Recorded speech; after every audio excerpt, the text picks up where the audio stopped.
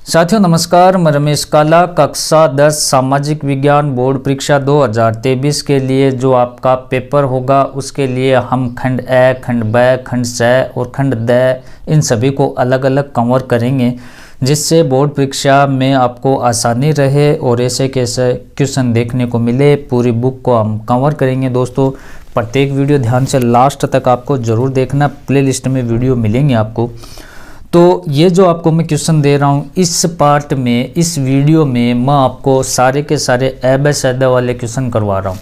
उसके बाद हम रिक्त स्थान वाले अति लघुतरात्मक, लघुतरात्मक, निबंधात्मक इन सभी को अलग अलग पार्टों में सेट करेंगे और आसानी से आप पढ़ पाओगे। कक्षा 10 सामाजिक के नहीं, आपके विज्ञान और सब्जेक्ट वगैरह के भी पेपर मिलेंगे आपको बोर्ड परीक्षा 2023 के लिए। तो प्रत्येक क्वेश्चन को आप देख कर जरूर जाएँ। पहला हमारा क्वेश्चन है, नेपोलियन की संहिता का निर्माण हुआ था, कब हुआ था? तो 1804 में हुआ था। दूसरा आप देख सकते हो महत्वपूर्ण क्वेश्चन साथियों कि जोल्वेराइन नामक शुल्क संघ की स्थापना कब हुई थी? तो ये 1834 में हुई थी, आपको याद रखना है। वियना सम्मेलन आयोजित किया गया, वियना सम्मेलन आयोजित 1815 में किया गया। जर्मनी में राष्ट्र राज्य के निर्माण की प्रक्रिया का जनक कौन था? कौन था दोस्तों, जनक कौन था, यह आपसे पूछा गया है। तो ओटोमन बिस्मार्क था, सही ऑप्शन करेक्ट हो जाएगा।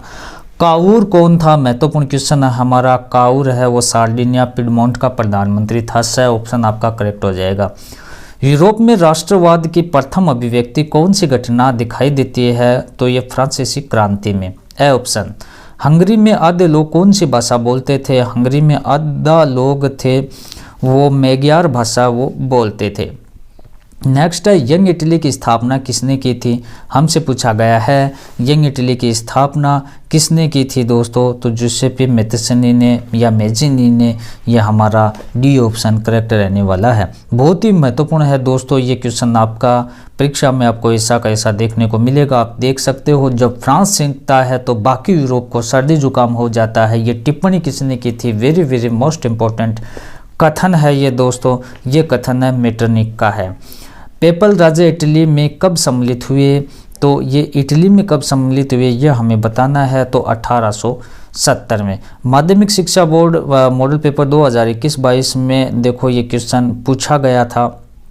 उसके बाद आप देख सकते हो कि जर्मन ब्लूथ किसका प्रतीक है?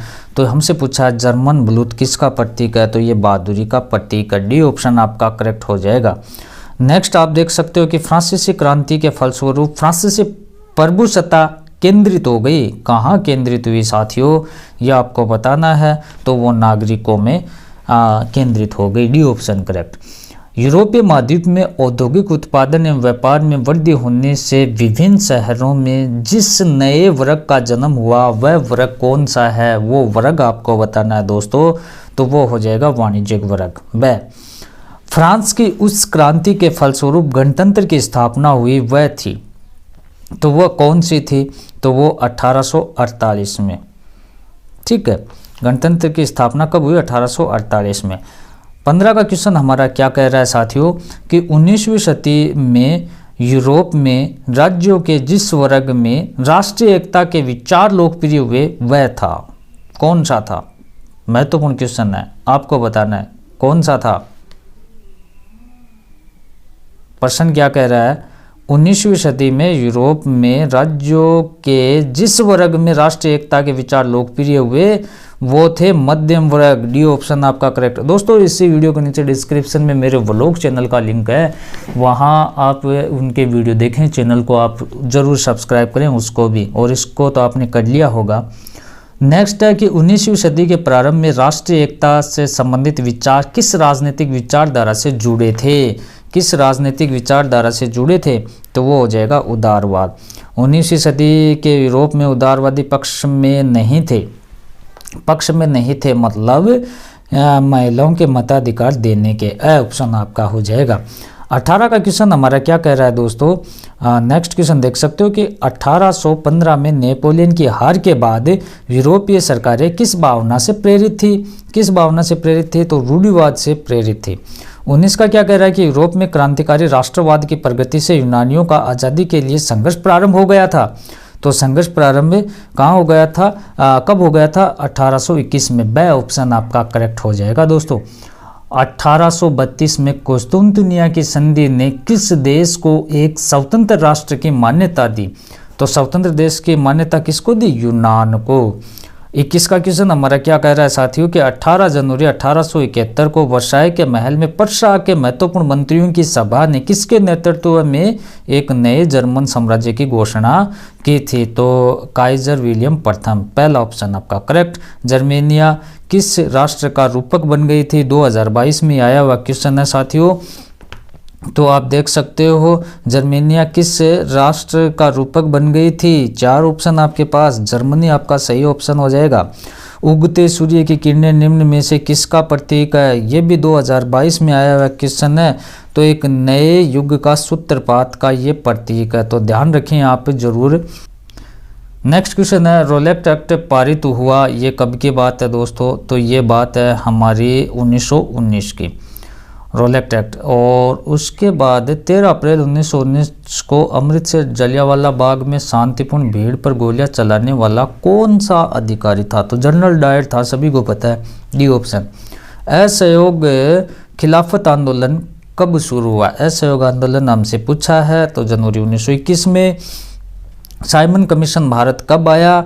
साइमन कमीशन भारत कब आया? तो 1928 में। गांधी इरविन समझौता कब हुआ? तो 5 मार्च 1931 को। और नेक्स्ट महात्मा गांधी की नमक यात्रा कहाँ से शुरू हुई थी? तो महात्मा गांधी की नमक यात्रा साबरमती से शुरू हुई थी। हिंद स्वराज नामक पुस्तक की रचना किसने की? तो ये किसने की हिंद स्वराज? महात्मा गांधी ने की थी। बरदौली सत्याग्रह का नेतृत्व किसने किया? बरदौली सत्याग्रह का नेतृत्व सरदार वल्लभ भाई पटेल ने किया था। कांग्रेस के किस अधिवेशन में पूर्ण स्वराज की मांग को अनौपचारिक रूप से मान लिया गया? तो कब की बात है? यह लाहौर अधिवेशन की बात है। डी ऑप्शन आपका करेक्ट हो जाएगा।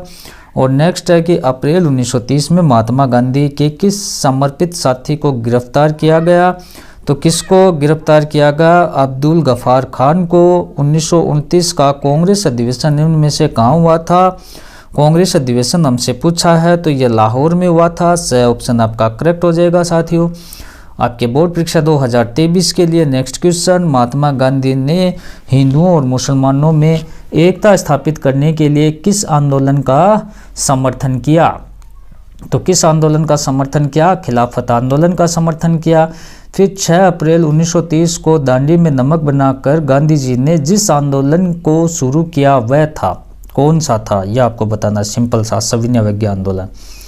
1930 में दलित वर्ग एसोसिएशन की स्थापना की गई किसके द्वारा? डॉक्टर अंबेडकर के द्वारा, डॉक्टर भीमराव अंबेडकर के द्वारा। और गांधी जी तथा अंबेडकर के बीच पूना पैक्ट, पूना समझौता कब हुआ? तो सन 1932 में हुआ साथियों। वंदे मातरम गीत लिखा, महत्वपूर्ण, सभी को आता है, बंकिम चंद्र चटर्जी। ब ऑप्शन करेक्ट। महात्मा गांधी ने जिस घटना के कारण असहयोग आंदोलन रोकने का आह्वान किया वह थी चोरी चौरा कांड, गोरखपुर यूपी में होता है। वहाँ एक थाने को जला दिया जाता है, काफ़ी पुलिस वाले जल जाते हैं। चोरी चौरा में पुलिस के साथ हिंसक टकराव, गोरखपुर यूपी में। गांधी जी ने अहमदाबाद में सूती कपड़ा कारखाने के मजदूरों के बीच सत्याग्रह आंदोलन किया, तो 1917 में। सविनय अवज्ञा आंदोलन में किस वर्ग की हिस्सेदारी काफ़ी सीमित थी? किस वर्ग की हिस्सेदारी काफ़ी सीमित थी? तो दलित वर्ग की। नेक्स्ट क्वेश्चन हमारा क्या कह रहा है 20 का कि भारत में राष्ट्रीय आंदोलन के साथ राष्ट्रवाद की भावना विकसित करने में जिस तथ्य ने अपना योगदान दिया वह कौन सा था? तो वो वंदे मातरम गीत था, भारत माता की छवि थी, तिरंगा झंडा था, सभी थे। द हो जाएगा इसमें। नेक्स्ट क्वेश्चन आप देख सकते हो, प्रैक्टिस सेट चल रहा है आपका साथियों। आधुनिक काल से पहले विश्व के विभिन्न देशों के बीच व्यापारिक सांस्कृतिक संपर्क स्थापित करने वाले मार्ग वो कौन से थे? तो वो रेशम मार्ग थे। डी ऑप्शन आपका करेक्ट हो जाएगा। 1890 में अफ्रीका में कौन सी घातक बीमारी पशुओं में फैल गई थी? तो रिंडरपेस्ट फैल गई थी। ठीक है, अभी भी तो थोड़े दिन पहले लंपी भी फैली थी ना। 19वीं शताब्दी में प्रचलित अनुबंधित व्यवस्था को क्या नाम दिया गया? क्या नाम दिया गया? तो नई दास प्रथा द हो जाएगा। विश्वव्यापी आर्थिक मंदी की शुरुआत हुई। विश्वव्यापी आर्थिक मंदी की शुरुआत 1929 में हुई। उसके बाद विश्वव्यापी आर्थिक मंदी का सबसे बुरा असर पड़ा। विश्वव्यापी आर्थिक मंदी का सबसे बुरा असर कहाँ पड़ा? तो वो अमेरिका पर पड़ा था दोस्तों। 18वीं शताब्दी के अंत में विश्व व्यापार का सबसे बड़ा केंद्र कौन सा था? तो वो यूरोप था। ए ऑप्शन हो जाएगा। और 1885 में यूरोप के ताकतवर देशों ने जिस महाद्वीप के नक्शे पर लकीरें खींचकर आपस में बांट लिया वो कौन सा था? सभी को पता है, अफ्रीका। उसके बाद आप देखें नेक्स्ट हमारा क्वेश्चन 8 का देख सकते हो आप। भारत से विदेशों में ले जाए जाने वाले अनुबंधित श्रमिक क्या कहलाते थे? तो वो कहलाते थे गिरमिटिया मजदूर। और ब्रिटेन वुड्स व्यवस्था पर सहमति बनी थी, कब की बात है दोस्तों? तो ये बनी थी जुलाई 1944 में। समूह 77 या ग्रुप 77 में कौन से देश संगठित है G77 में? तो 4 ऑप्शन आपके पास हैं, सही पर आपको टिक मार्क करना है। तो विकासशील देश है G77 में। ब्रिटेन वुड्स सम्मेलन में किस व्यवस्था की स्थापना की गई? माध्यमिक शिक्षा बोर्ड। मॉडल पेपर 2021-22 में ये क्वेश्चन था, महत्वपूर्ण क्वेश्चन है साथियों। तो अंतर्राष्ट्रीय मुद्रा कोष। भूमंडलीकृत विश्व बनने की प्रक्रिया में एक देश से दूसरे देशों की आवाजाही की प्रक्रिया बढ़ी है। तो देखो श्रम की, पूंजी की, व्यापार की, सभी आ जाएगा इसमें। नेक्स्ट क्वेश्चन देखें। प्राचीन काल से ही लोग जिस कारण से दूर दूर की यात्राएं पर जाते थे वह थी। दूर दूर की यात्रा पर कौन? देखो तो व्यापार हेतु भी जाते थे, ज्ञान और आध्यात्मिक शांति के लिए भी जाते थे, उत्पीड़न और तनावपूर्ण जीवन से बचने के लिए भी जाते थे। तो डी ऑप्शन करेक्ट हो जाएगा। हमारे खाद्य पदार्थ दूर देशों के बीच किस प्रकार के आदान प्रदान के उदाहरण हैं? तो किस प्रकार के उदाहरण हैं ये आपको बताना है। सांस्कृतिक। 15 क्वेश्चन क्या कर रहा है कि 19वीं सदी में विश्व व्यापार में चीन की घटती भूमिका और अमेरिका के बढ़ते महत्व के कारण विश्व व्यापार का केंद्र बन गया। विश्व व्यापार का केंद्र कौन बना साथियों? यूरोप बना था। 18वीं सदी तक जिन 2 देशों को दुनिया के सबसे धनी देशों में गिना जाता था वह कौन से थे? 18वीं सदी तक थे ये भारत और चीन। ध्यान रखें दोस्तों, 18वीं सदी तक भारत और इस चीन को धनी देशों में गिना जाता था। नेक्स्ट है, ब्रिटेन की सरकार ने किसके दबाव में कॉर्न लॉ को समाप्त किया? किसके दबाव में? तो उद्योगपतियों व शहरी निवासियों के दबाव में। 1820 से 1914 के बीच होने वाले कुल विश्व व्यापार का कितना प्रतिशत हिस्सा प्राथमिक उत्पादों जैसे गेहूं, कपास तथा कोयला का था? कितना? तो ये हो जाएगा 60%। 1890 के दशक में जिस महाद्वीप में मवेशी प्लेग रिंडरपेस्ट नामक बीमारी बहुत तेजी से फैली वह महाद्वीप कौन सा है? तो वह महाद्वीप कौन सा है साथियों? वह अफ्रीका है। नेक्स्ट आप देख सकते हो क्वेश्चन। भारतीय श्रमिकों को अनुबंध के तहत दूसरे देशों को ले जाने वाली प्रथा को खत्म कर दिया गया, ये कब की बात है साथियों? ये बात है 1921 की।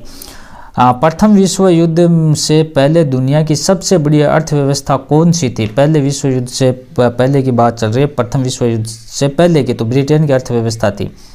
D option. विभिन्न देशों के बीच परस्पर संबंधों में और तीव्र एकीकरण की प्रक्रिया है, तो वो वैश्वीकरण है। डी ऑप्शन आपका करेक्ट हो जाएगा। नेक्स्ट क्वेश्चन आप देख सकते हो। बोर्ड परीक्षा 2023 के हिसाब से हमारी तैयारी चल रही थी। ऐसे सारे सब्जेक्टों के आपको पार्ट वाइज मैं मॉडल पेपर दूंगा, तो प्लीज़ आप सभी को ज़रूर देख लें। डिस्क्रिप्शन में लिंक है व्लॉग चैनल का, उसे भी आप ज़रूर देखें।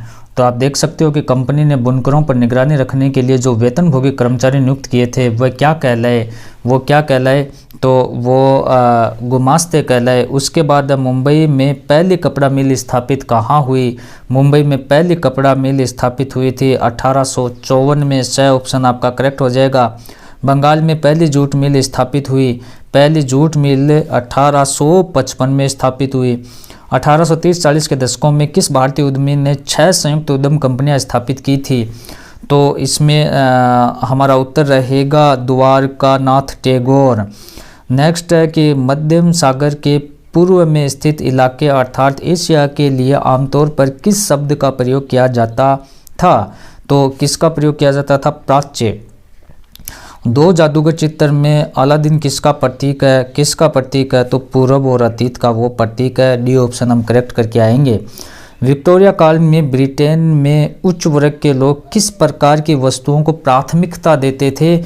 किस प्रकार की प्राथमिकता देते थे? तो हस्त निर्मित को वो प्राथमिकता देते थे। ब ऑप्शन आपका करेक्ट हो जाएगा।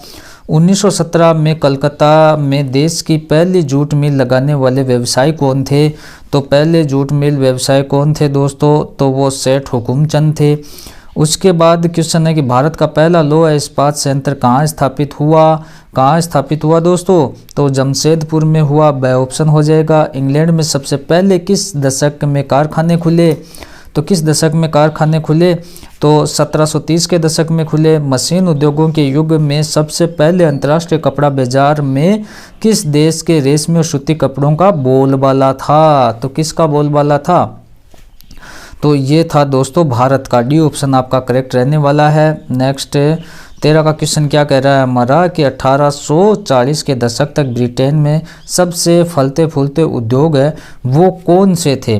तो सूती उद्योग और कपास उद्योग थे। 14 का क्वेश्चन क्या कह रहा है कि विक्टोरिया कालीन ब्रिटेन में कुलीन और पूंजीपति वर्ग हाथों से बनी चीज़ों की तरहीज देते थे। क्योंकि बताना आपको कि उनकी फिनिशिंग अच्छी होती थी, उनका डिज़ाइन अच्छा होता था, वे परिष्कार और सुरुचि का प्रतीक मानी जाती थी, सभी थे। डी ऑप्शन आपका करेक्ट होने वाला है। 15 का क्वेश्चन हमारा है कि 19वीं सदी में जिस देश में कामगारों की कमी थी वह कौन सा था? अमेरिका था। जिस बंदरगाह के जरिए 18वीं सदी में भारत खाड़ी और लाल सागर के बंदरगाह से जुड़ा था उसको आपको बताना है, तो वो सूरत बंदरगाह था। ब हो जाएगा। नेक्स्ट है जिनके जरिए भारत के बंदरगाह देश के भीतर इलाकों से जुड़े हुए थे वे कौन से थे? वो कौन से थे? तो माल भेजने वाले आपूर्ति सौदागर थे। भारत के निर्यात व्यापार का भारतीय सौदागरों के नियंत्रण वाला नेटवर्क टूटने लगा था।